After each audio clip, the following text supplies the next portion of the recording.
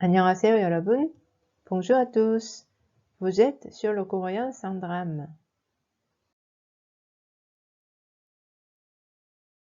Aujourd'hui, nous allons apprendre l'expression N1, 은, 우는, N2, 이, 우가 아니에요. N1 n'est pas N2. Précédemment, nous avons déjà appris la particule auxiliaire 은, 우는. Pour vous rappeler, nous récapitulons brièvement ici. Quand le mot qui précède se termine par une consonne, c'est 은 qui s'ajoute, mais s'il se termine par une voyelle, c'est 는. L'expression N1, 은, 우는, N2, 이, 우가 아니에요 se traduit par N1 n'est pas N2 en français. C'est une phrase de négation. Nous avons appris dans le cours précédent comment on fait une phrase affirmative avec 이에요 ou 예요. 이에요, 예요 vient du verbe 이다 en français, c'est le verbe être. Cette fois-ci, nous allons avoir la négation avec 아니에요. 아니에요 vient du verbe 아니다, ça veut dire ne pas être en français. Avant de regarder quelques exemples, il faut d'abord comprendre 이 ou 가. 이 ou 가 est une particule sujet et son mode d'emploi est identique à celui de la particule auxiliaire 은, 우는. C'est-à-dire que si le mot qui précède se termine par une consonne, on met 이. Et s'il se termine par une voyelle, c'est 가 qui s'ajoute. Par exemple, après le nom 미나, que doit-on mettre? I ou ga. Pour ça, il faut d'abord voir par quelle syllabe se termine ce mot. On voit que c'est a, donc la réponse est ga. 미나 ga. Comme dans le cas de la particule auxiliaire, entre le mot et la particule sujet, il n'y a pas d'espace. Quelques exemples supplémentaires sont indiqués ici. On voit les 4 mots 이름, 가수, 학생, 그녀. Nous allons voir chaque exemple. D'abord le premier mot 이름. Ce mot se termine par la consonne mium. Donc c'est la particule sujet i qui s'ajoute. 이름이. Pour 가수, on voit la voyelle ou. Alors c'est 가, 가수가. Pour 학생, le mot se termine par la consonne iung. Alors c'est i, 학생이. Pour 그녀, il se termine par la voyelle 여. Donc c'est 가, 그녀가.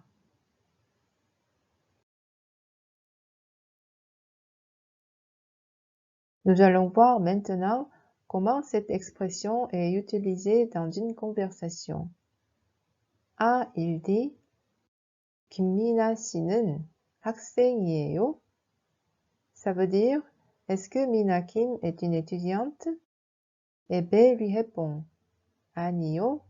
김미나 씨는 학생이 아니에요. 선생님이에요. C'est-à-dire, non, Mina Kim n'est pas une étudiante, elle est professeure. Dans la deuxième phrase, on peut bien voir l'expression N1 n'est pas N2.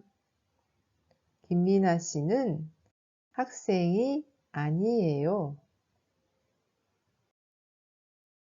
Nous allons voir plus d'exemples de phrases de négation. La première phrase est 웬상은 의사예요. 약사가 아니에요. Après le mot Vincent, la particule auxiliaire 은 est ajoutée parce que le mot se termine par la consonne iung. Et pour 약사, c'est 가 qui est employé en raison de la voyelle a. 약사가. Cette phrase se traduit donc Vincent est un médecin, il n'est pas un pharmacien. La deuxième phrase est 그 사람은 환자가 아니에요. C'est-à-dire, cette personne n'est pas une patiente. Après le mot 사람, c'est un qui est utilisé parce que le mot se termine par la consonne mium. Et pour 환자, c'est ka qui s'ajoute derrière en raison de la voyelle a. 환자가. La dernière phrase est 현빈은 가수가 아니에요. 배우예요. C'est-à-dire 현빈 n'est pas un chanteur, il est acteur. Pour le mot 현빈, comme il se termine par la consonne niung, c'est un qui est ajouté derrière 현빈은. Mais pour 가수, on voit que c'est la voyelle ou à la fin du mot. Alors c'est ka qu'on utilise, 가수가. Ici, nous allons essayer d'appliquer ce que nous venons d'apprendre. N1 n'est pas N2. La première phrase est Mina n'est pas une Française. Comment peut-on traduire ça en coréen? Je vous donne un petit indice. Voici les deux mots, Mina et prince 사람. Alors maintenant, il suffit d'appliquer l'expression. D'abord, après Mina, quelle particule auxiliaire doit venir? Pour ça, on regarde par quelle syllabe ce mot se termine. C'est la voyelle A, donc la réponse est 는. 미나는. Le mot 사람 se termine par la consonne mium. Alors c'est i qui est employé. 사람이. Et puis à la fin de la phrase, on ajoute 아니에요 pour exprimer la négation. Donc la traduction correcte est 미나는 프랑스 사람이 아니에요. Nous allons voir maintenant la deuxième phrase. Daniel n'est pas un cuisinier. Quelle serait la phrase coréenne?